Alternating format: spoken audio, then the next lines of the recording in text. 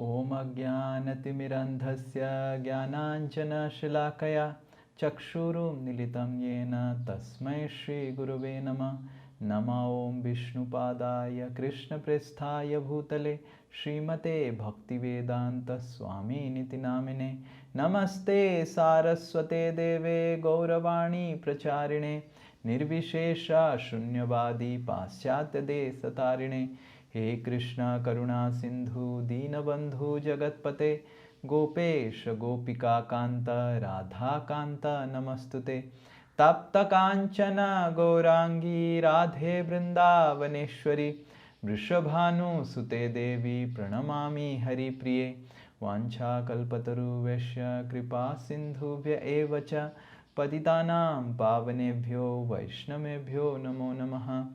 जय श्री कृष्ण चैतन्य प्रभु नित्यानंद श्री अद्वैत गदाधर शिवासादि गौर भक्त वृंद हरे कृष्णा कृष्णा कृष्णा हरे हरे हरे राम राम राम हरे हरे मूकं करोति वाचालं पंगुं लंघायते गिरिं यत्कृपा तमहं वन्दे श्रीगुरु दीनतारिणं श्रीपरमानन्दमाधवं श्रीचैतन्यमीश्वरं। हरे Krishna. Where are other devotees? I'm missing all the devotees, and devotees are requested to switch on their videos. I make small requests, and one request is if devotees switch on the videos, then at least I will be able to take their darshan.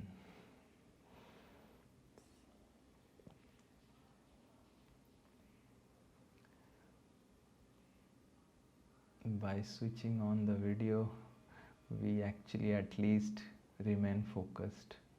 The Srimad Bhagavatam class is our only source of nourishment for the entire week. So let us do it really seriously, and let's not plan out anything else in this time from 6:30 to 8, and really be prepared to take in these vibrations of Srimad Bhagavatam. And for that reason, for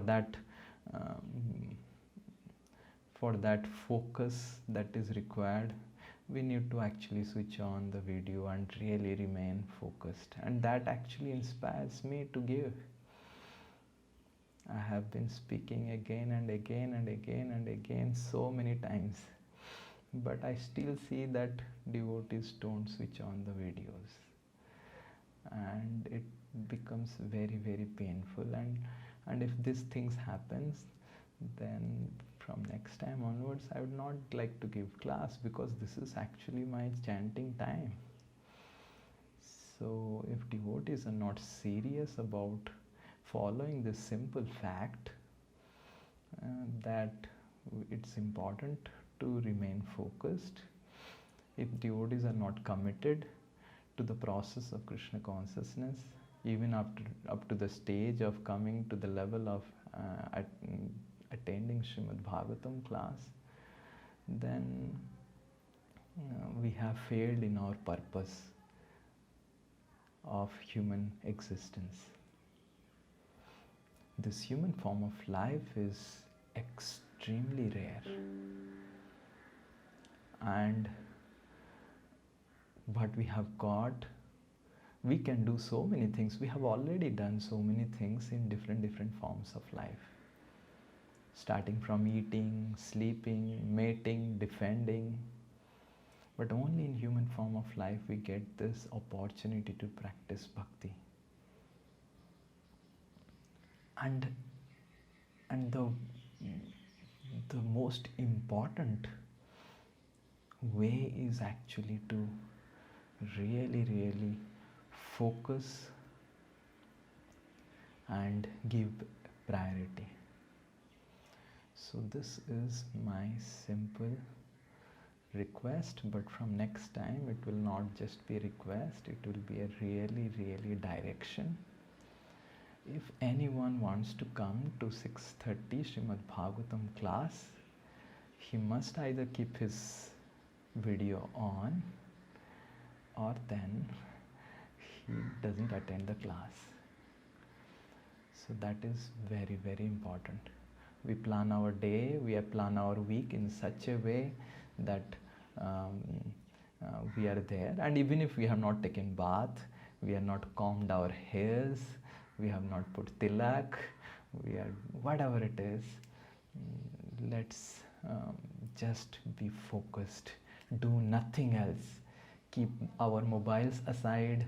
If we are hearing from the mobile, then the mobile, but keep it in silent mode, and with pen and paper and with serious attention. Understand the material energy is increasing its grip very seriously. Kali Yuga is really horrible age, and if we are not serious, we'll be washed away by the waves of material energy. We should never underestimate the power of material energy. We should respect, and it's a matter of respect is that we must give priority to at least take in spiritual sound vibration every week and sincerely. So it's my simple request from my side. I'll be extremely grateful if all devotees switch on their videos and take this message very seriously, and whatever stage they are in, they may not have taken bath in the morning or whatever. If we just have to little bit plan out in the daytime. Okay, Hare Krishna. So we were hearing about Vritrasur. Last class we saw actually how Vritrasur had gone through such severe traumatic experiences of being killed in such a way, but he was in samadhi. Sometimes we have a little bit of scratch in our finger, and then our entire focus is on that finger itself. But Vritrasur was in samadhi. Seeing that, Parikshit Maharaj has asked this question, and seeing the great samadhi of Vritrasur and how Vritrasur was extremely so much focused in devotional service, Vritrasur was. Parikshit Maharaj asked this question, and we saw how for devotional service it is extremely important that we come in touch with some sadhus. And today's verse, Parikshit Maharaj is going to speak a very special verse. This verse is a very important verse in the pages of 6th canto of Srimad Bhagavatam, quoted often by many of our acharyas, and very special verse. Om Namo Bhagavate Vasudevaya. Om Namo Bhagavate Vasudevaya. Om Namo Bhagavate Vasudevaya. Bhagavate Vasudevaya. Muktanamapi Siddhanam. Muktanamapi Siddhanam. Narayana Parayanaha. Narayana Parayanaha. Sudurlabha Prashantatma.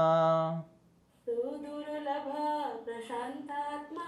Kotishwapi Mahamune. Kotishwapi Mahamune. Yes, someone else. Muktanamapi Siddhanam. Muktanamapi सिद्धानामपि सिद्धानां Narayana Parayana नारायणपरायणः Sudurlabha Prashantatma सुदुर्लभः प्रशान्तात्मा Kotishwapi Mahamune. कोटिष्वपि महामुने. Yes. Translation. O great sage, among many millions who are liberated and perfect in knowledge of liberation, one may be a devotee of Lord Narayan or Krishna. Such devotees who are fully peaceful and are extremely rare. Srila Prabhupada ki jai. So here Parikshit Maharaj is again asking that, okay, Vritrasur has become a devotee, that means he has come in association of some devotees.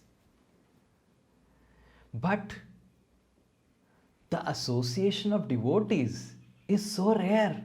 Devotees are so rare. Muktanam api siddhanam.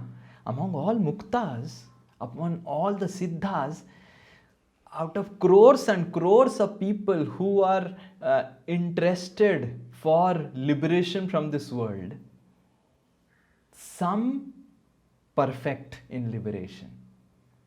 And out of crores and crores of people who are perfect in liberation, Narayan Parayan, someone who is a devotee of Narayan, is extremely rare. And out of all these crores and crores of people who are aiming for liberation and aiming for whatever some amount of siddhis, the devotion to Narayan is so very rare. The person who is having devotion to Narayan, the very fact that Vritrasur has got devotion, that means he has met a devotee. But because he was a demon, and generally demons associate with another demons, why would a devotee, who was that compassionate devotee who gave his valuable association to Vritrasur and made him a devotee? So the first lesson that we are going to see today is the fortune of what we have received. Sometimes we get off track in our devotional service, and the main reason of being off track is to not understand the fortune and rarity of what we have received. Generally, we do not give 2000 rupees note to a 5-year-old boy. Why? Like, we will not give Prisha a 2000 rupees note.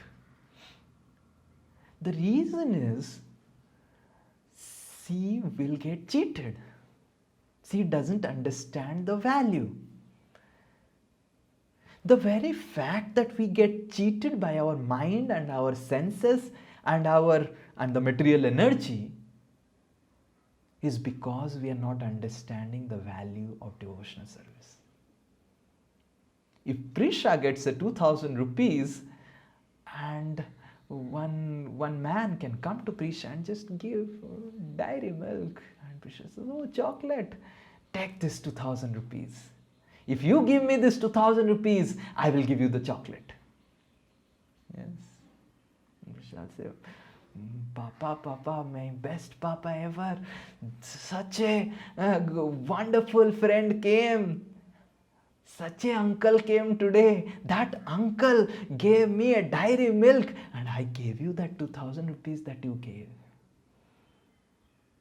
And the father's heart is broken. My goodness, what did you do? Exactly in the same way, the uncle or the auntie Maya and the uncle of our mind and senses, they come with such alluring, tempting proposals to exchange the fortune that we have in giving peanuts to us. So we must understand the fortune of what we have received. The fortune of associating with a Vaishnava, the fortune of hearing Srimad Bhagavatam. Srimad Bhagavatam is revealed once in 2000 Divya Yugas. Just imagine. In 2000 Divya Yugas, what we are reading today is being revealed once in 2000 Divya Yugas. There are other Puranas. They come and they explain different types of pastimes. But the way, because this Vritrasur pastime itself is mentioned in all the Puranas. But other Puranas speak that if you want to know who is Vritrasur properly, refer to Srimad Bhagavatam, because Srimad Bhagavatam is that Purana which contains the prayers of Vritrasur. So there are other Puranas, there are Upanishads, there are Vedas. But the way Srimad Bhagavatam is revealed and the way we are reading Srimad Bhagavatam and understanding it by the mercy of Sukadev Goswami and our Acharyas, it is once in a day of Brahma, that is 2000 Divya Yugas. So we must understand how fortunate it is to understand Srimad Bhagavatam, read Srimad Bhagavatam, solve some assignments and read some purports and translations and verses of Srimad Bhagavatam. And we exchange it for peanuts given by the Auntie Maya. So our acharyas are giving this 2000 rupees note and we exchange it with material energies, allurements. And the acharyas are telling, hi, what did you do? So a very important aspect of not getting cheated by our mind and mind control is to understand the fortune of what we have received, the rarity of what we have received. And Parikshit Maharaj is telling ki how it is possible. Such exhibition of high class devotional service proves that he has got association of a very high class devotee. He has been seriously following the process given by a very advanced soul. And how it is possible? What a great fortune, what a rarity it is. I want to understand it. So this is the first lesson of this chapter. The 14th chapter, what Chitraketu section we are going to start is understand our fortune, understand our fortune. There are 3 categories of people our Acharya says in this world. The first category of people are completely, they are misfortunate, they do not have fortune. And they simply are fully engrossed in this world, in enjoying this material things of this world.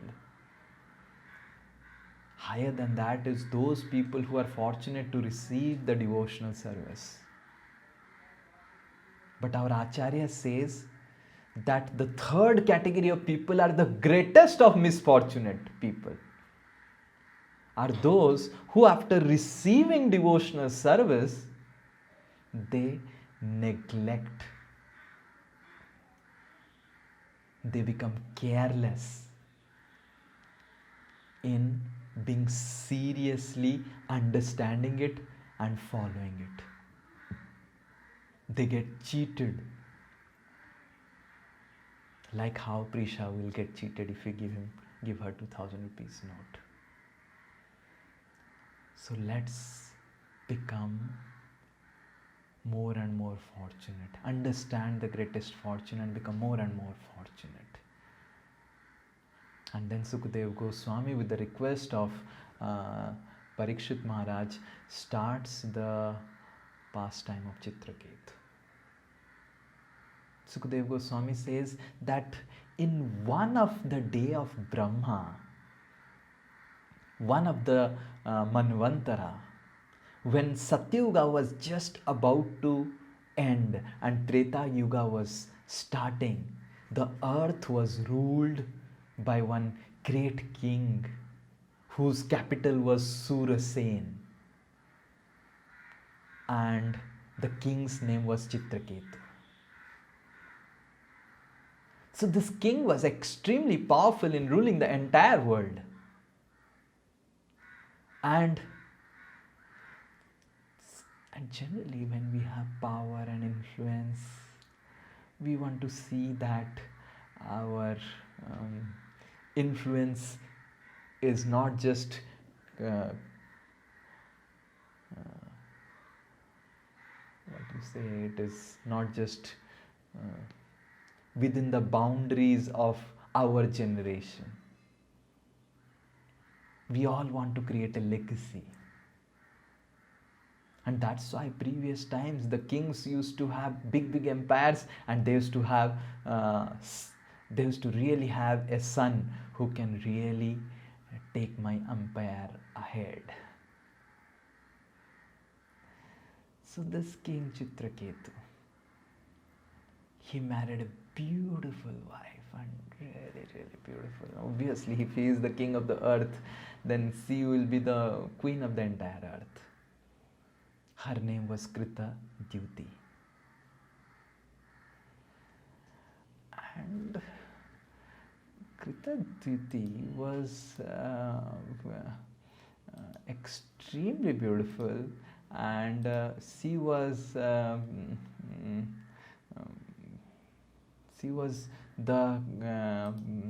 most fortunate lady to have married Chitraketu.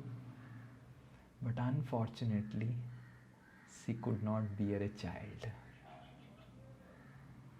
And Chitraketu was thinking, oh, what can I do if I don't get a son? Let me marry again. Chitraketu married again. And again, the next wife turned barren. No child, no issue. Chitraketu married again. Just imagine, this is how one should be. Sometimes we chant Hare Krishna and we fail. But we should take lessons from Chitraketu, that how he was so very eager to get a son. And we should be eager to get actually Krishna Prem like that. He married again. And again there was no son. He married again, and again there was no son or daughter or whatever it is, no child. Chitraketu married 1 crore times. 1 crore times, just to tell it. All of you, those who are husbands, you understand what it means, what it takes to marry 1 crore. I'm not exaggerating. You can read from the pages of Srimad Bhagavatam. Sukadeva Goswami says that Sahasra Sahasrani. Sahasra is actually, when I was reading this, I was thinking how Srimad Bhagavatam follows the American standards of counting, the million and billion. Not that lakhs and crores of Indian system. That means this Indian system is not what we are following is not Vedic. The Vedic system is what is being currently followed in America, the millions and thousands and billions.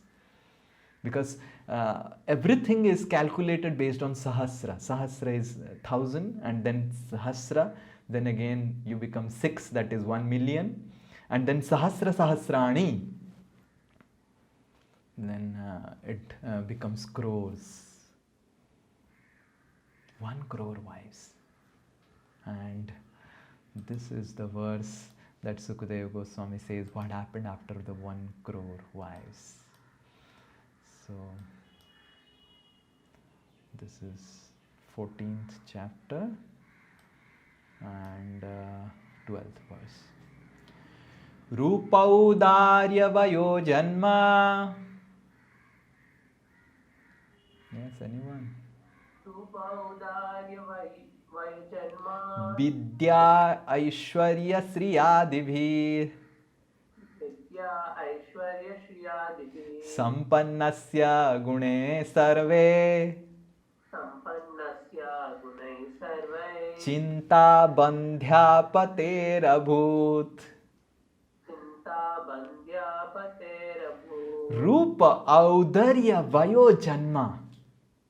Rupa in terms of beauty, in terms of audaryata, in terms of magnanimity of heart, Vayo in terms of age, and in terms of birth in high class families, Vidya in terms of education, Aishwarya in terms of prestige and status in the society, Shriya in terms of having beautiful opulences, Adibhi, and many more. Sampannasya Gune Sarve. All these 1 crore wives that Chitraketu Maharaj had were not just old 50, 60-year-old ladies with no teeth, with wrinkled skin, uneducated, and case kala hair. They were beautiful, perfectly beautiful in terms of feminine beauties, whatever the scripture says. And not just beautiful as a lady, externally, they were beautiful internally, audarya. This is very, very important, because later on when we go ahead in this pastime, we will quote this verse again. So please keep a note of it. Sukadeva Goswami says Rupa Audarya. Audarya means greatly magnanimous. So that means externally they were very, very beautiful, and internally they were very, very peaceful and magnanimous, generous.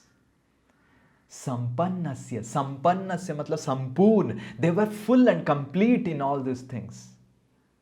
It doesn't mean that Sampannasya actually means here that it's not that one wife was beautiful but she was not wealthy. Another wife was wealthy and she was not beautiful. Just like in material world, sometimes we have to marry and we have to make some compromises. But there was no compromise. In terms of external and internal beauty, every lady of all the entire 1 crore ladies, we can understand the qualities of ladies those times. Today, to find one lady like this is so difficult. That time, Chitraketu could get 1 crore ladies, and maybe they were more, but he stopped. So we can imagine the level of Vedic society. Nowadays, if you find one lady beautiful, then she will be like Putana at heart. Or if she is beautiful, then she may be uneducated. But Sampannasya, Chitraketu could search 1 crore wives like that. That means the ladies were so excellent in their character and their feminine beauty. So we should understand, take this lesson. What was the level of Vedic society? But Sukadeva Goswami uses this not to give these lessons. Sukadeva Goswami takes the very important lesson and says that Chinta Bandhya Pater Abhut. Abhut matlab badha. It just increased. And what increased? More and more. Chitraketu married 111. And imagine, I am seeing how difficult it is to find a match, get a partner. We are seeing as our devotees are getting married, because I didn't had any personal experience of it, but now I am experiencing through my devotees who are connected with us. We are understanding so difficult to find a match. So Chitraketu would find such matches, and then after marriage, and then again, oh no, miscarriage. Hi. Chinta bandhya pater. And bandhya matlab barren ladies. Only the chinta of Chitraketu increased more and more, of being the husband of 1 crore barren ladies. Hare Krishna. No exaggeration. No exaggeration. Let's put faith on what Sukadeva Goswami is telling. Sukadeva Goswami's character is spotless. Why he will tell a lie? The very fact that Sukadeva Goswami says that there are 1 crore wives, that means 1 crore wives. Not a single digit less. Chinta bandhya pater abhut. Only, every marriage will only increase his chinta. So second F, the first F was fortune, the second F is the futility of the material world and material life. We understand no matter whatever we have, no matter whomever we are, the material world is designed to frustrate our attempts of the soul to enjoy independently from the Supreme Personality of Godhead. It is a futile place. It can never give us happiness. The search for happiness and satisfaction and serenity and peace in this material world is simply an illusion. It's simply an illusion.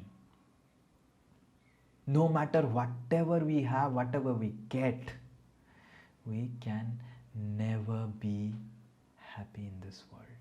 We can never be happy. Let's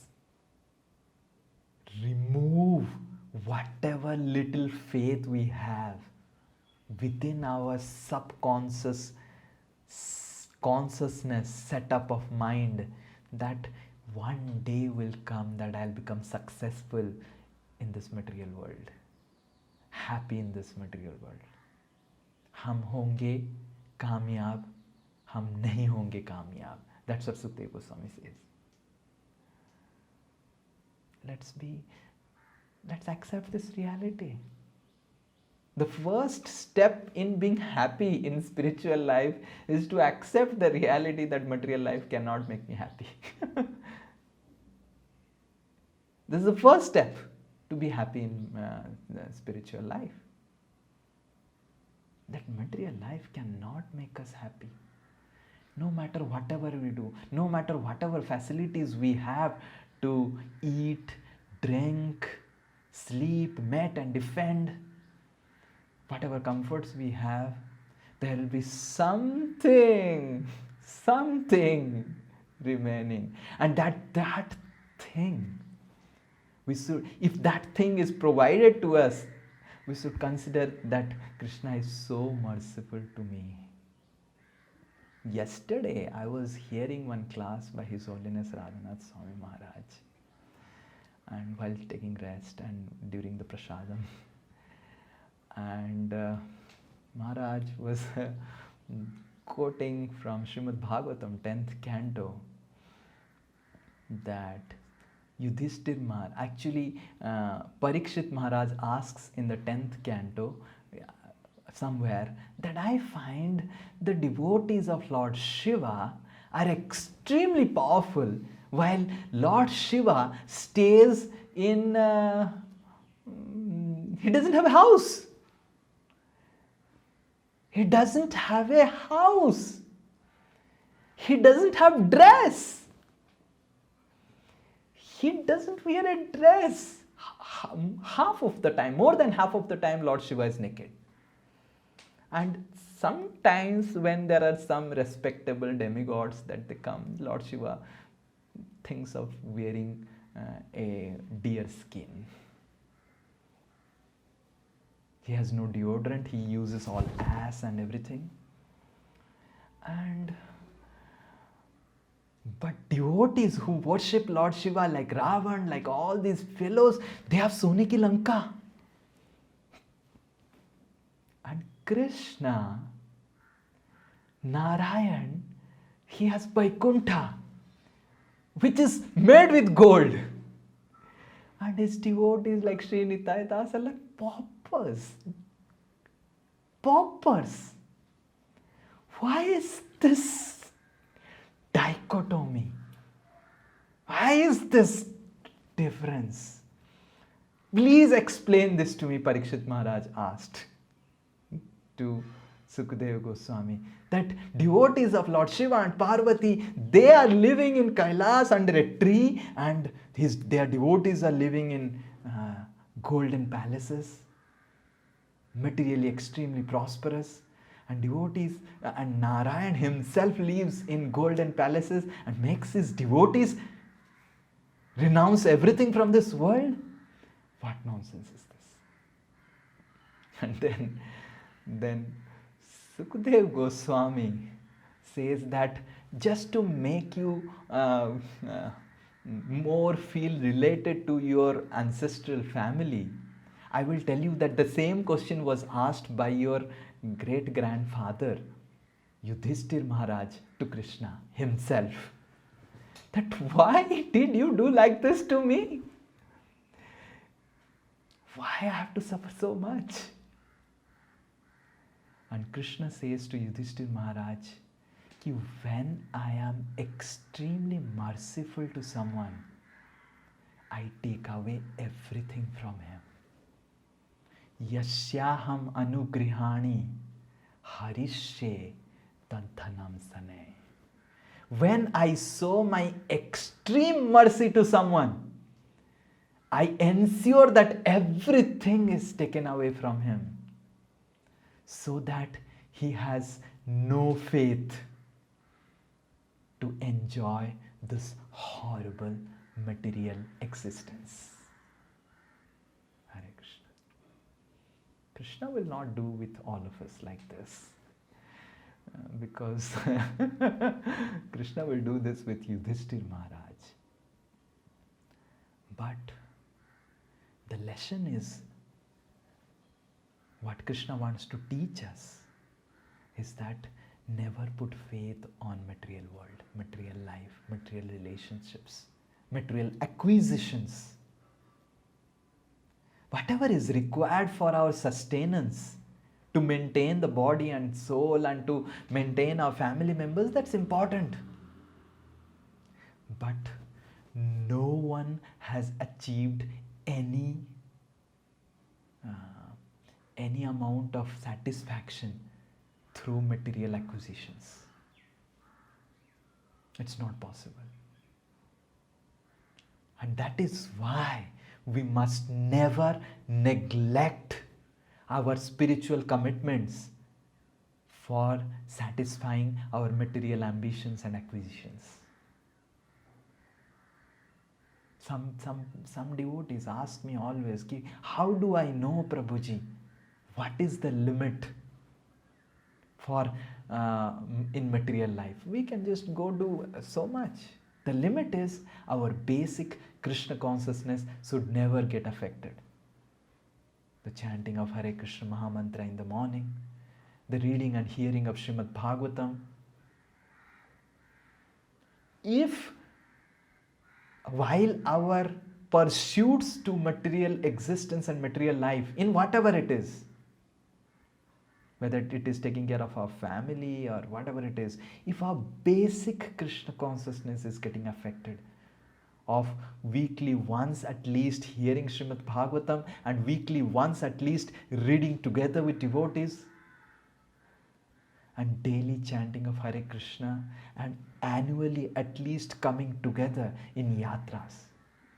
These are basics of Krishna consciousness. Minimum. So we must understand that this much I must never ever, not even my dream, give it up. These are my lifelines in Krishna consciousness. So this is very important. And beyond that, whatever time we have, we can ensure that we have a stable material life and all those things, and that's important for helping us to practice Krishna consciousness. We need a stability in material life, but not at the cost of our basic Krishna consciousness. So Chitraketu became so obsessed in having a son who can actually you can create a training session and adopt someone. That's possible. But he got so obsessed that 1 crore marriages. 1 crore marriages, matlab, how many, at least one marriage would take 1 day. So then it's 1 crore days. 1 crore days means divided by 365. Yes, Vijay Prabhu, you are IITN and a data scientist. So you are good in data. So Vijay Prabhu is doing the calculations. So let's wait for the calculations to come out. My goodness. Even Chitraketu is seeing from spiritual world. Yes, Vijay. 27,000 Huh? years. Yes? 27,000 years. 27,000 plus. 27,400 years Chitraketu spent in just marriage. Just imagine. Just to get a son.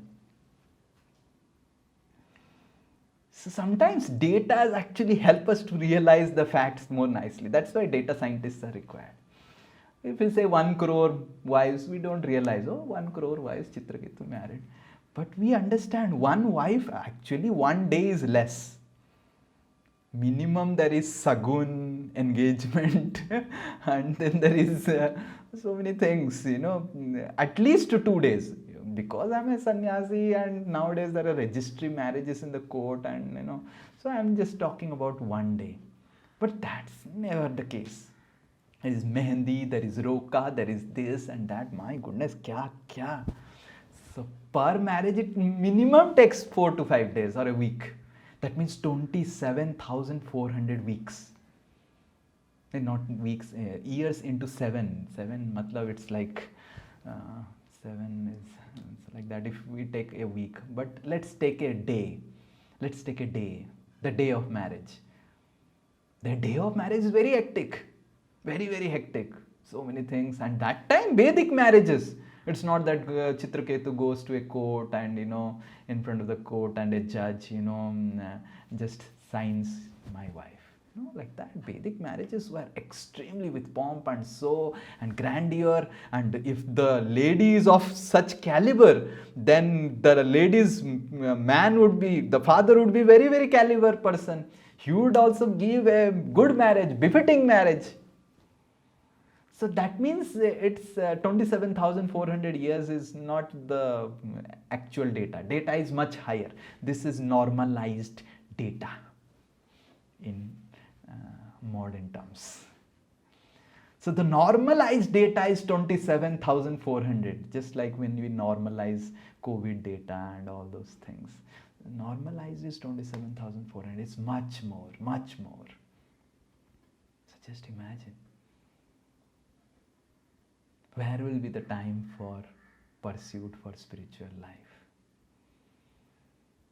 And how futile, after spending 27,400 years, Chitraketu could not get a son. Srimad Bhagavatam, the stories of Srimad Bhagavatam is such extreme to show us the lesson that calm down, cool down, never become obsessed for getting anything of this world. If it comes, very nice. Otherwise, never get obsessed.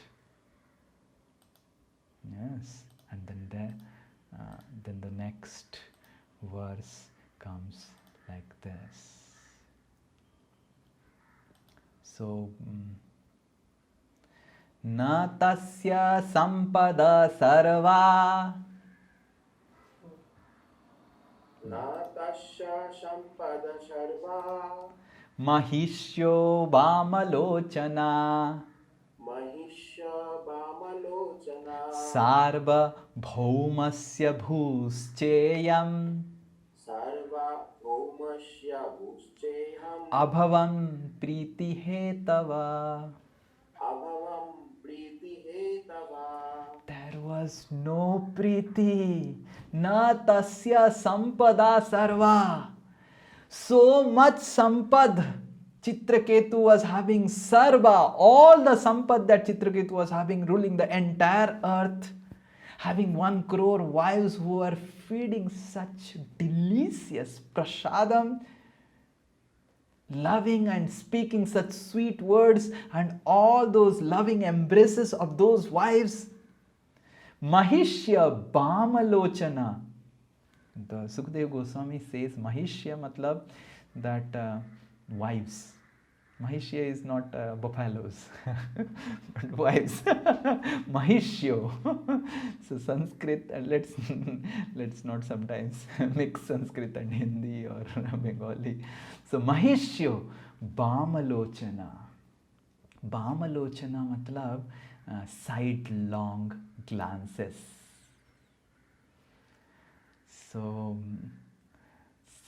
I have no experience about it. I just have theoretical experience. All of you husbands can say about the sidelong glance of a lady. I don't know. I really don't know. When imagine if the lady looks at you like sidelong, like maybe like this or something, then she really loves you, because she could have focused attention somewhere else, but you are so great, you are so loving that she is transferring her attention from what is in front of her to something on the side, because you are present on the side.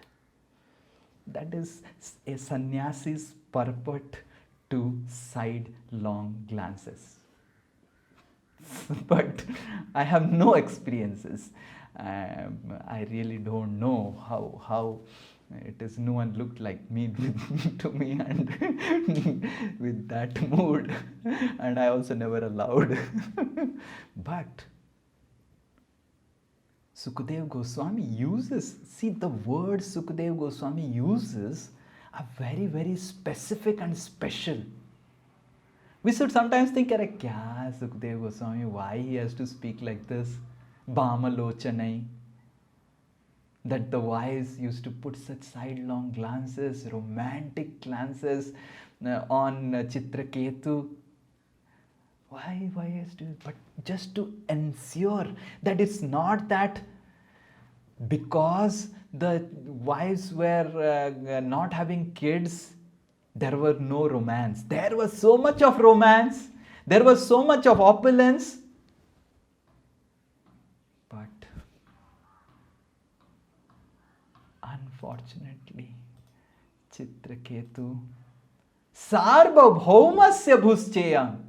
And the romance that was happening with the wives of Chitraketu and the Chitraketu, they were going Sarvabhauma. They were going and enjoying different avenues of the entire world. in their romantic ventures. Sometimes for one husband and wife to go to Kullu Manali for honeymoon, it's like a once in a lifetime affair. Practically for 2-3 years they have to plan out and work, but it was not like that for Chitraketu. Na tasya sampada sarva. He had so much of opulence, he has so much of wives, and he can go anywhere to enjoy. And the wives were also not that they were going and fighting with Chitraketu. They were Bhamalochana, always so loving and caring. Actually, to get such a wife is like sometimes it's like a most greatest material success considered. Abhavan Priti Hetava. But Chitraketu Maharaj could not find mental happiness with having all these things. There was no Priti. He didn't find any Priti or love. So that's the third lesson. The nature of mind, the focus, third F. No matter whatever we may have in our life, but the mind has a nature to focus on what we don't have or what he or she has.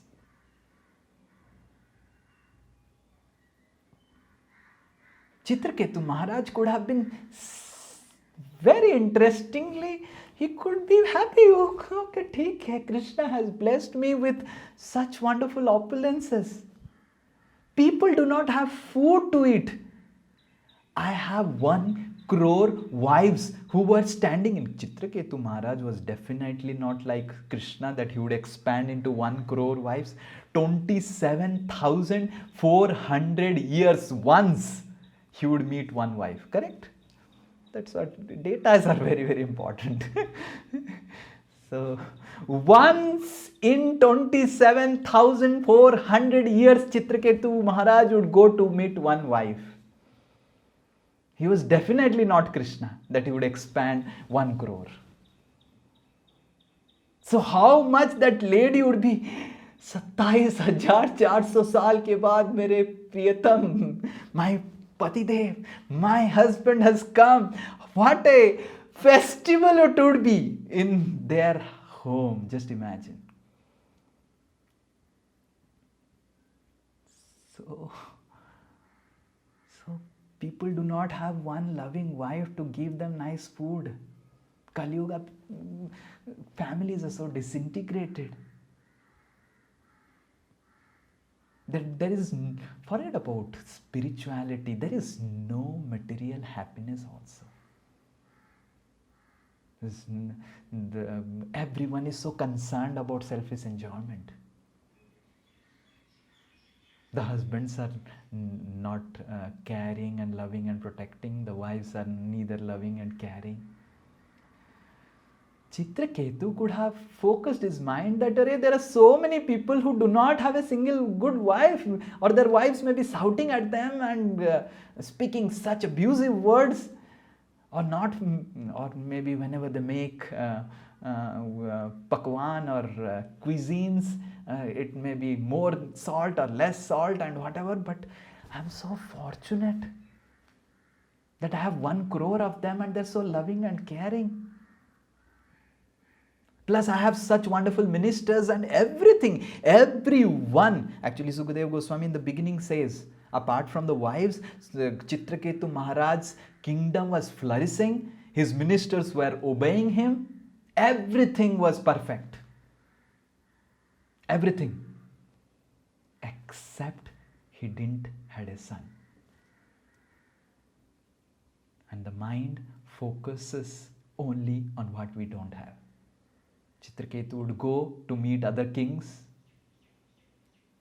other ministers, and then the ministers would speak, Mera beta aaj aisa kiya. And Chitraketu it will be like a dagger in the heart of Chitraketu. That I do not have a son. when the when there will be festivals in the city, in the kingdom, the families would come, and Chitraketu, the king, would look at the kids and say, "Ki how unfortunate I am."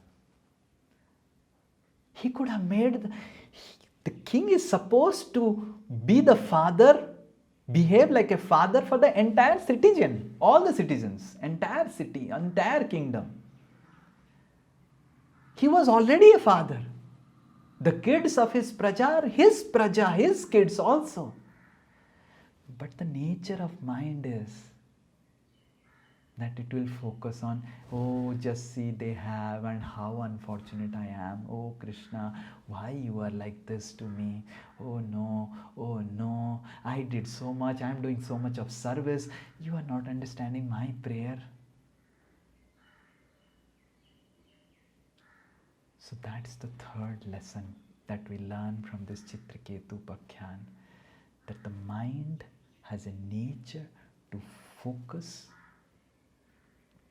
on what we do not have. So count the blessings that you have received in your life. Never count the curses, or never count the blessings that you have not received. Let's not compare. Whatever situation Krishna has put me is the best situation for me to be happy and advancing towards spiritual world. If I have no wife, that's the best situation. If I have no husband, that's the best situation. If I am uneducated, that's the best situation. If I am educated, that's the best situation. If I am wealthy, that's the best situation. If I have barely minimum finance to maintain a living, that's the best situation. If I have thousands and thousands of disciples coming and hearing and appreciating me, that's the best situation.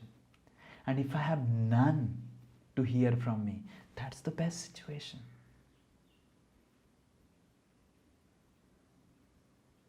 So, to understand whatever we have is the best situation orchestrated by Krishna in our life to help us go towards spiritual world, come back to Him. That faith helps our mind to not focus on what we do not have, or become envious of those we have, what they have. So because time is now 7:30 and we'll give half an hour to question answers, so we'll have other apps, other section of Chitraketu, what happens, and by the arrangement of divine arrangement, Angira Rishi comes to Chitraketu Maharaj's court. And what happens next is what we will see next. I think next to next week, because I hope next week, I think not next to next week, next week. Because I hope already we had a japa session in this month, or we didn't had. I think next week, yes. I'm forgetting. Yes. Hare Krishna. Thank you so much. Is there any question? Yes.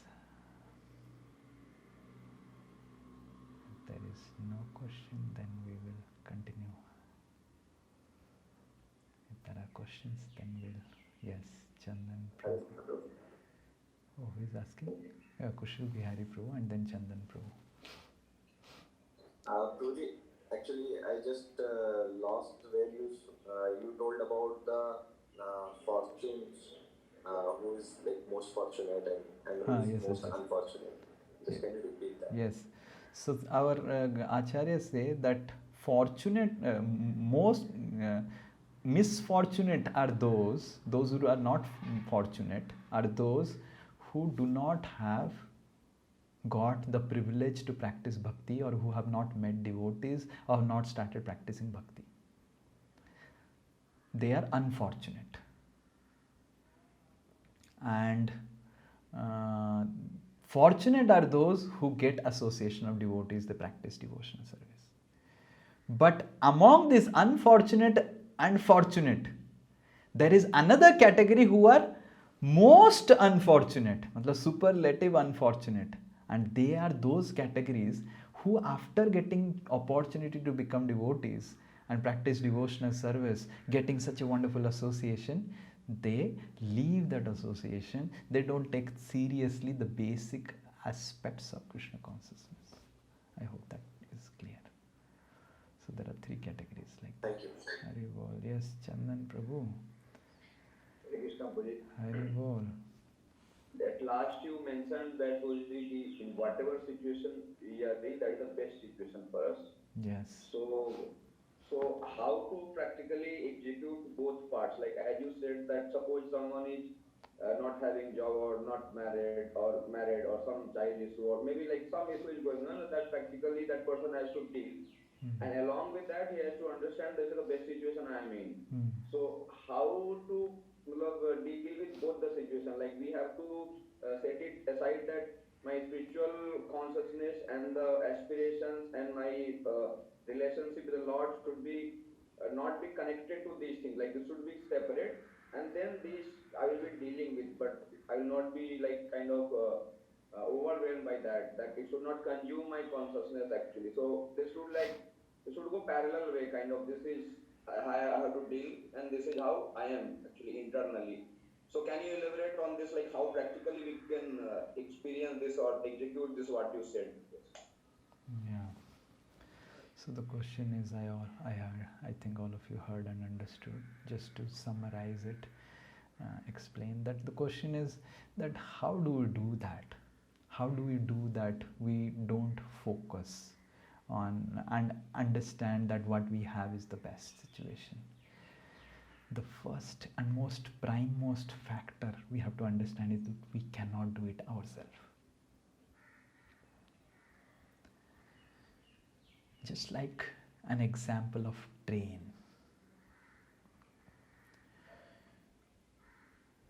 It is extremely difficult when we are standing on ground to enter the train. The railway department creates something called platform to help us get in the train. Because our height, our level is so down, and the level to get into the train is so high. Until unless we are, like sometimes even in buses I have seen, like if a small kid is there and to enter the bus, the conductor actually picks him up. I have been picked up like this so many times, because we used to travel again and again from Bhubaneswar to Puri, because Puri was our home and Bhubaneswar we just, because my father had job there. So the bus conductor sometimes, because they are like, kisi tarah ghus, somehow or other you make people enter. And I remember how, because I was thin and they will catch my hand like this, and like I am like hanging like a fruit and they'll make it inside. So, Hare Krishna. Sometimes, and my father is अरे ऐसे पकड़ना है, हाथ उठा के, my mother will be shouting, कैसे उठा रहा है उसको, मेरा बेटे का हाथ निकल जाएगा इधर से. The entire, but this is how it is. And similarly, we have to accept that our situation, our level of Krishna consciousness is below. And we cannot at that level try to understand how my situation is very, very good for me, for my advancement, for my it's best for me. So we require the help of another person or a platform that Krishna mercifully provides in our life as Gurudev. That is why we must have someone at least to confide. That honest confession. Actually, this has come from the Vedic society, and the Christians are actually using this confession word for something else. But the way it actually started, the confession, is actually a matter of trying to take guidance, how to uplift our consciousness.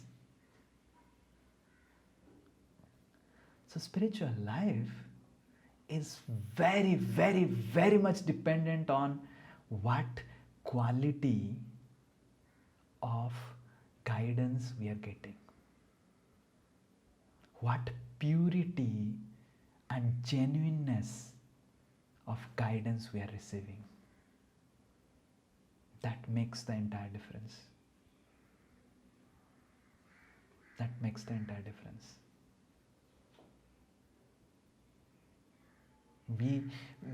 We have to understand the fact that for me to come to that understanding, it may take years and years and years, or lifetimes sometimes. But the easiest way is to consult, take guidance, that what is best for me right now. And that's why sadhus are extremely important.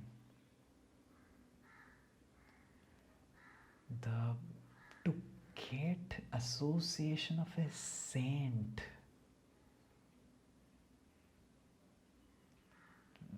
we can get association of so many people. To get an association of a saint who genuinely,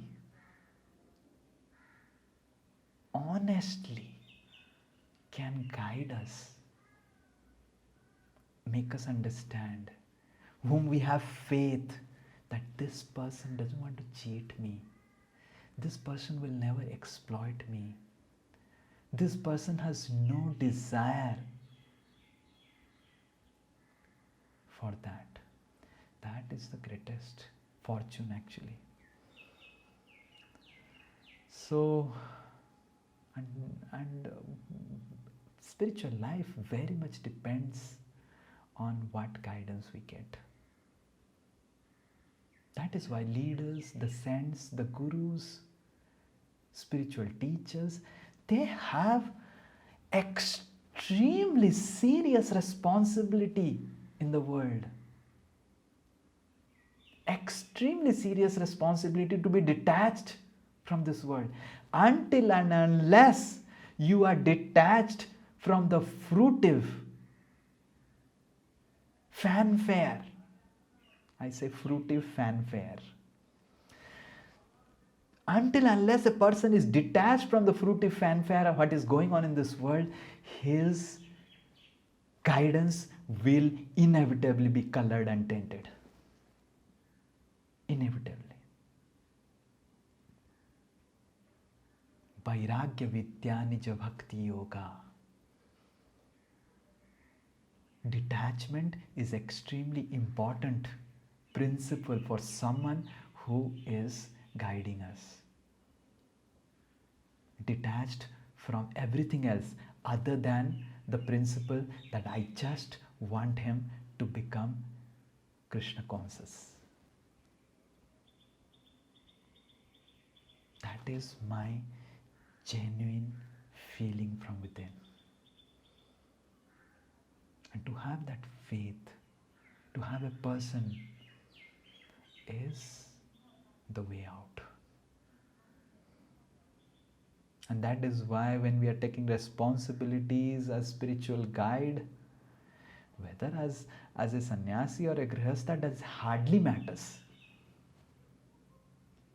Whenever we are taking role of spiritual guide of anyone, we are guiding anyone, we should first understand and we detach ourselves from what I will gain from that person through this guidance. And that is why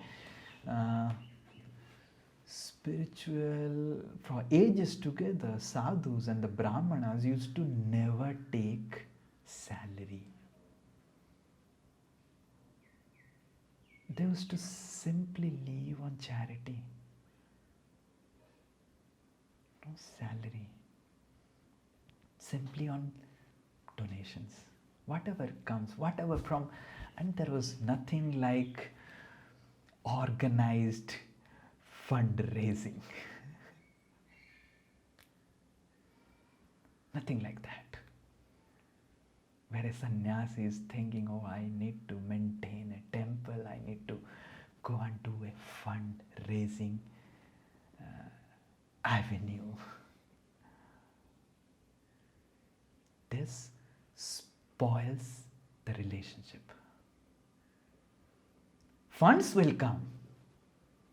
There is nothing wrong in having funds or having temples or creating projects. But sadhus are not meant for this. And it's my great desire also that slowly and slowly I want to get rid of all these things. Really not focus on anything else, because without detachment, this is my personal realization which I am sharing with all of you, that without detachment from anything else of this world, one cannot, his guidance can never be pure. This is something which I have realized over the years of practice. That if I am put in a position to guide someone, the first thing I must think is that what I will get by guiding him, that I must give it up. Then that guidance will boost faith, nourish faith, and help the other party who is taking guidance to uplift his consciousness. That's why from ages together, sadhus had no business to manage anything. Their only business was just speak genuine words of wisdom. And with all of your support and blessings, I really want to see that I'm fully detached. And this is the first principle. And second principle is our personal sadhana. Sometimes such type of sadhus may not be available, or they may be available but we may not have faith. That also is required. A sadhu may be very pure and detached, but we also should have faith on him. But if we do not have faith, then we do not access that faith and purity of a sadhu. But then at least we must have nice sadhana, following the Yuga Dharma of chanting Hare Krishna.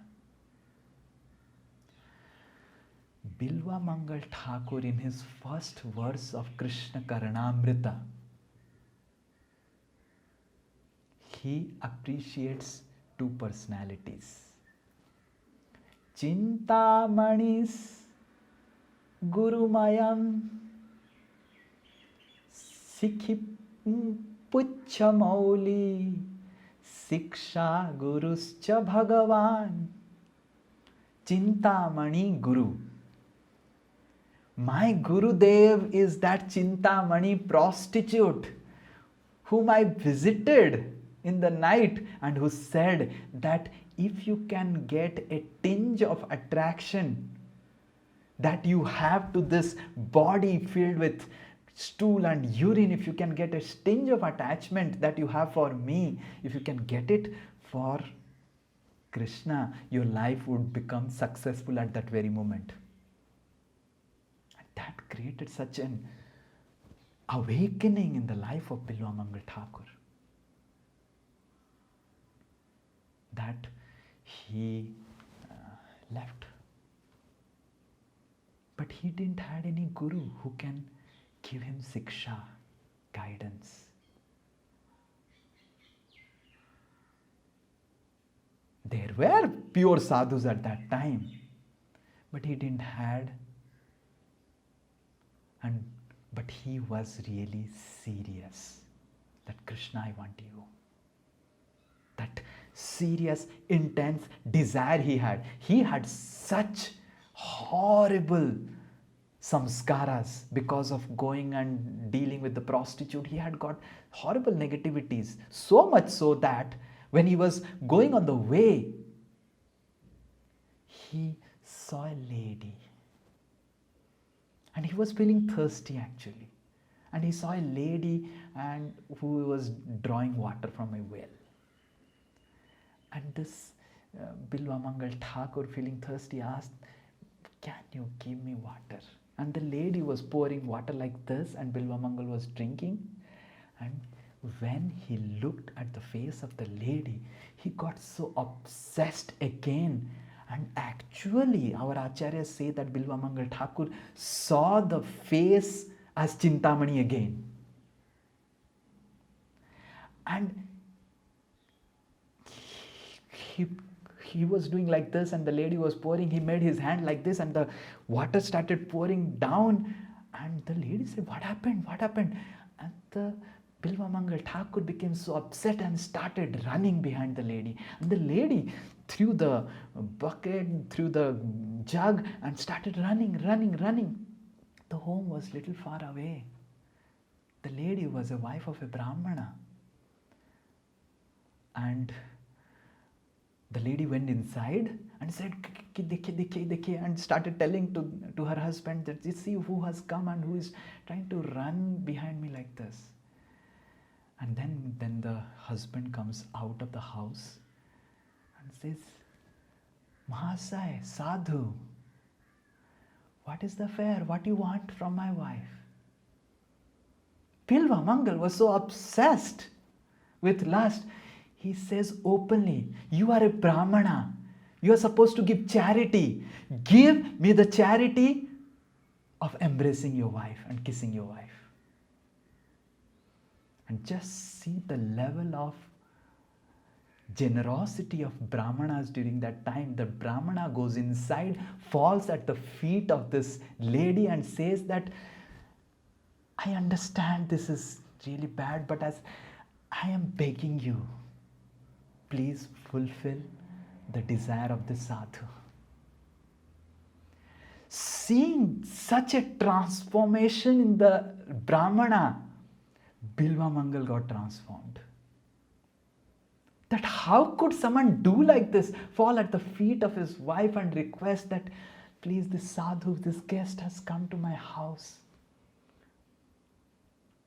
Seeing just this, Bilwa Mangal's senses got awakened again, and she was thinking, what did I do? What did I ask to this Brahmana? Just see what a saintly person he is. I am simply in the role of a saint, in the grab of a saint. He is a saint. And hearing this advice, the wife comes out. And Bilwa Mangal falls at the feet of the lady, folds his hand and says, Ki, I want both your hairpins. Ladies, we have these hairpins to stuck their hair because they have so much of them. So, please give your hairpin. And Bilwa Mangal Thakur takes this hairpin and plucks his eyes and shouts, and the Brahmana starts shouting. The wife falls down crying and wailing, "Oh Maharaj, Mahasai, Mahasai." And the Brahmanas fall at the feet, "Maharaj, what you're doing, what you're doing." And Bilva Mangal says, "This is the right punishment for this unchaste eyes." Thank you very much for these hairpins. And Bilva Mangal Thakur puts Dandavat and starts walking, and the Brahmana gets so disturbed. The Brahmana actually somehow that nourishes, takes care of Bilva Mangal for some days till the time the eyes that are bleeding goes away, and then Bilva Mangal within few days he leaves that place. And Krishna himself comes. Seeing such intensity to achieve him, Krishna himself comes to become the Siksha Guru of Bilva Mangal Thakur. One way is to get the fortune of receiving a very, very saintly sadhu in our life who can guide us with full detachment without any tinge of fruitive relationships. But if we cannot get that, or if we have such people but we do not have faith in them, at least we nourish intensely the desire to attain Krishna. Like Bilva Mangal. Siksha Guruscha Bhagavan Sikhi Pucha Mauli. My Siksha Guru is Bhagavan, who is having the peacock feather in his head. Mirabai, he had association of sadhus and gurus and everything, but Krishna directed her from within because of her intense desire to attain him.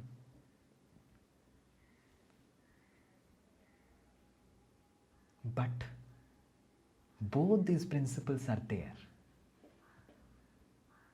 There is a principle like Bilva Mangal Thakur, and which is glorious, like Mirabai, which is glorious. And there is the principle of surrender to Guru, which is also glorious. But the first one is what pleases Krishna the most. The first one, to really seek out a person and surrender to him genuinely, sincerely with heart, is what pleases Krishna most. And if we do not have, then Krishna will anyway take charge of us. We do not have to worry. We do not have to worry. If there is no one to take care of us and give us guidance, Krishna's Paramatma is always there. He will definitely guide us, provided we intensely desire to attain him. Hare Krishna. So that's sorry for an elaborate answer for a small question. One time we will discuss the entire story of Bilva Mangal Thakur.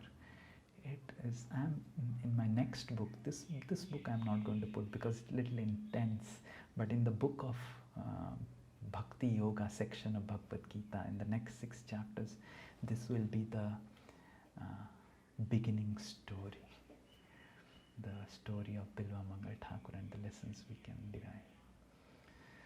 Yes, Kushal Bihari Prabhu has the last question and we have 3 minutes for the answer. You have 1 minute for the question and I have 2 minutes for the answer. But because Mataji, Sukriti Mataji also wants to ask some question, so and we have to give her time also. Yes, otherwise we'll not get cakes. Yes. Prabhuji, my question is, for a material life, we have this doubt, how much is too much? So that you clarified, our basic minimum spiritual practice should not be hampered by whatever we are aspiring for in material life. But for devotional service, we can say that there is no question is how much is too much. It can go to any limit up to Radharani. which we can never attain that much of devotion. Mm. But is there any threshold or any benchmark minimum of which is required by following that we can say that definitely I will go back home back to Godhead by following this minimum practice, or we can say in other words by following the basic minimum which you told, will it be sure that we will go back home back to Godhead, or it will have to increase further in due course of time? Okay. So the first thing we have to be convinced of is that our commitments daily, weekly will not take us back to Godhead. This will never take us back to Godhead. Our disposition and attitude will take us back to Godhead. So if we are committed to all this sadhana process, but if we are not committed to transform our attitude, Krishna will never take us. And that attitude is nirvaira sarvabhuteshu. Yesterday we were discussing about the 11th chapter of Bhagavad Gita and the last sloka. Krishna says that, "O Arjuna, if you want to attain me and come back to me, you do everything on behalf of me, for pleasure of me. Nirvaira sarvabhutesu. And always have an attitude of non-envious behavior." So the fuel for the certificate, the prerequisite is non-envy. That's it. Krishna is not going to see the record of our chanting and reading and hearing and how many. Krishna is going to see how much we have become non-envious. That's it only. All other processes of sadhana and seva is just to help us come to the platform of non-envious behavior. Nirvaira sarvabhuteshu. And to help us develop attachment to Krishna. Actually, Krishna can, within moments, like for Amogha, within moments create an attachment in our heart for him. Amogha was completely in such a degraded, envious, he had such a degraded, envious nature. But Krishna, in moments, Lord Chaitanya created love for him. So as soon as Lord Chaitanya sees, who is Yoga Avatar, that we are behaving in a non-envious way and not offending Vaishnavas, not criticizing them, and just doing our own devotional service, whatever we can do for his pleasure. And respect the Vaishnavas. If they love us, very nice. If no one loves us, fine. Let's not become envious of anyone. Let's not become enemy of anyone. Let's always, if at least we cannot appreciate, let's remain neutral. So nirvaira sarvabhutesu. That's what takes us to spiritual world. To attain it, the sadhana process is there, purification of the heart is there. How do you attain it? The purification. But the benchmark of when we will go is when we have become completely non-envious. Nirmatsaranam satam. Yes. So that's the benchmark. So if you keep that benchmark, then we will understand, we will, and it's not about the record. Okay, somehow or other, because of our mistake, I missed chanting 16 rounds, I could complete only 14 rounds, I forgot. Oh, will Krishna take me back to Godhead? Krishna will definitely take you if you are non-envious. Oh, I'm not initiated. Will Krishna take me back to Godhead? Yes, if you are non-envious. Oh, I was not chanting 16 rounds. I was just chanting 8 rounds and somehow other Yes, if you are non-envious. And if you are non-envious, then slowly, slowly you'll come to 16 rounds. What 16 rounds? You'll come to 64 rounds. But the point is, oh, I was not able to chant Hare Krishna at the time of death because of my bile and everything. Will I go back to Godhead? Yes, if you are non-envious. Envy is the Karana. There is Karana Sagar at the juncture of material and spiritual world. That is called Karana. Because it is the Karana, that is the reason. Karana means reason. Why? It's the Karan which separates material and spiritual realm. And the Karan is envy. So let's become non-envious. Let's become well-wisher of everyone. There may be enemies who want to create problems with us. Let's not become envious to them. Let's not create trouble and exploit them. Just keep distance from them and pray for them, oh Krishna. Khala prashidatam, like Prahlad Maharaj says. Swastyasyu viswasya khala prashidatam, dhyayantu bhutani sivam mithodya. Oh Krishna, please reduce their envy in their heart, that exploitative nature. So like that. Yes, does that answer your question? So we should be clear about the benchmark of certification. Like for example, we have entered in IIT or we want a job. We should be very clear of who can get a job when we enter a college. Okay, there are some criterias. This CGPA, that is, and that. So that is how the benchmark to enter spiritual world is Nirvaira. Yes, and this is exactly what we are going to see in the next section of Chitraketu Maharaj. Yes. Thank you. I think Sukriti Mataji will be the last one to ask question. Hare Krishna करेंगे दंडवत प्रणाम. Dandavad, please disconnect. Yes, Prabhuji. Prabhuji, मेरा question ये था कि like you were telling that a spiritual mentor should be detached. But जैसे हम music grahasthas, we are not detached, but we are somehow कैसे ना कैसे कभी ना कभी किसी को we are giving spiritual guidance. So is that empowered or not? Because we are not detached. See, that is my question. Yes, Kushla Bihari Prabhu wants to tell that I am not like that. don't keep me a target of your questions. I am not. So he was unmuted for telling, I think. So yes. Over the years, I have seen even brahmacharis are not attached.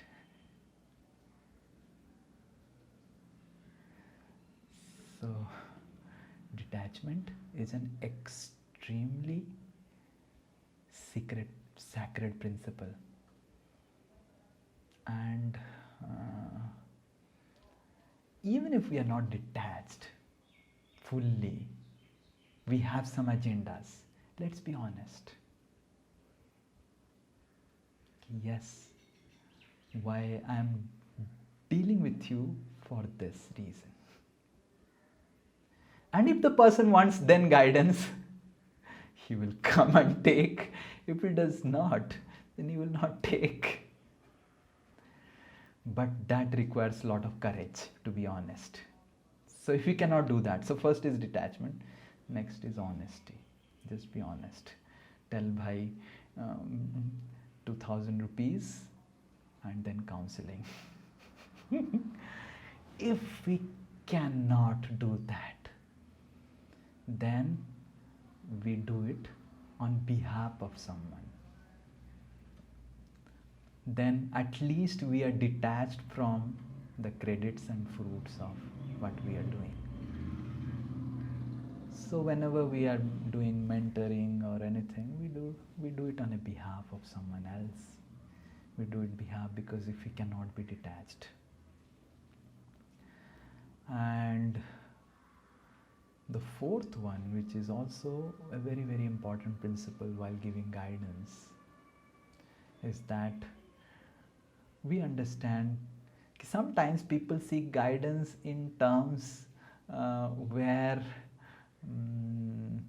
we are forced to become attached, in the sense that sometimes people seek guidance in such fields of where we are expert at.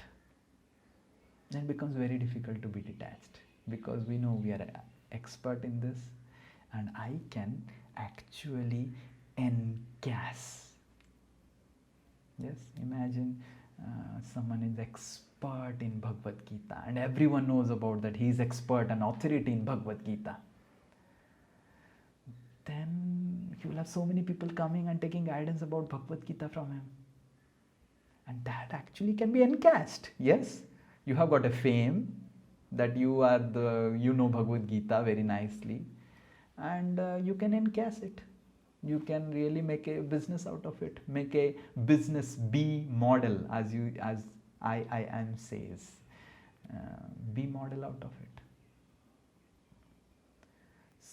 So the fourth one is, whenever such things are happening, like someone is seeking guidance from where we are expert at, or he has heard that Prabhuji or Mataji, you give very good guidance in this, then we should, our radars, mental radars, to stand up more better way, that here is the opportunity for me to actually fall prey to being attached. And then we must pray sincerely to Krishna, that, oh Krishna, please help me to guide this person genuinely. Because we will fail in these situations where we are expert at. So the fourth one which I said was two prayers. The first one is be detached. The second one is, if you cannot be detached, be very honest that I am not attached. So these two are extreme, detached and honesty. In between is two other things which I spoke, is that be acting on the behalf of a person, giving guidance on behalf of something. At least we are detached from the credits that मैं उसके बले मैं किया. Or, and pray sincerely to Krishna, especially in those situations where someone is asking, in those fields where we are expert at, where we have an opportunity to become fruitful. Yes. Prayers are very, very powerful to purify our existence. Yes. And to do the icing on a cake, because you are a cake expert, Krishna loves to pinprick the balloon of our false ego. The balloon of our false ego, which as soon as it grows, that I give such wonderful guidance, Krishna is lovingly standing with a needle, and then it blasts, and then we become, oh, I think. So Krishna is expert. That's the icing. Yes.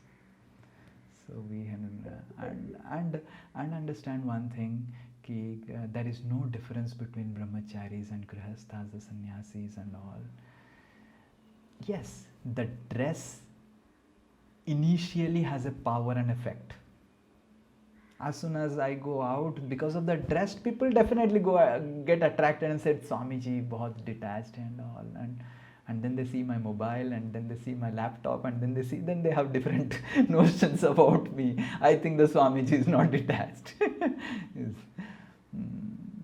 But dress may give a feeling, and initially it may be required, but after some time, after dealing years and years with a person, you understand how detached he is. How detached he is from everything of this world. So like that. So similarly, as grihastha, because of our dress and living in a home, initially we may have people may have little bit apprehension, but after dealing, then everyone understands who is what inside. Right? You cannot fake for long time.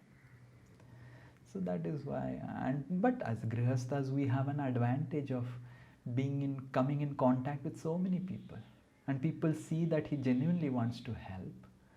Then people surrender their lives, everything. Yes. Okay, Prabhuji, thank you. So we have to pray. Yes, Hare Krishna. Thank you so much. Jai Srila Prabhupada Ki Jai. It's my again a request that please all devotees that from next class, please at least during the class times of 1 hour or whatever classes we are having, discussions and question answers, it's fine. At least for the first 1 hour of the class, keep the videos on and please take it very, very seriously. Whatever I am able to practice, I am telling, is all because what I am hearing from my Gurudev. This is the sacred principle of spiritual life. Please do not neglect it. It can cost your spiritual life. Hare Krishna. Jai Srila Prabhupada Ki Jai. Vancha kalpataruvasya kripa sindhubhya eva cha patitanam pavanebhyo vaishnavebhyo namo namah.